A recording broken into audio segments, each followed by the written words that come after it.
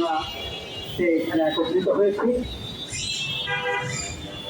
গামছা সহ নারী শিশুর উপরে যে ধর্ষণ হত্যার ঘটনা ঘটছে, এর বিরুদ্ধে দেশবাসী সোচ্চার। মানুষ রাস্তায় নেমেছে। ছোট্ট একটা শিশুর হত্যাকাণ্ড, ধর্ষণ করে হত্যাকাণ্ড মানুষকে ভীষণভাবে দেখা দিয়েছে। মানুষ কোনোভাবে এটা প্রত্যাশা করতে পারে না যেই দেশ 1971 সালে 30 লক্ষ মানুষের রক্তের বিনিময়ে 2 লক্ষ মাবু নির্যাতনের বিনিময়ে যে দেশ, স্বাধীন সার্বভৌম দেশ হিসাবে আমরা এসেছি,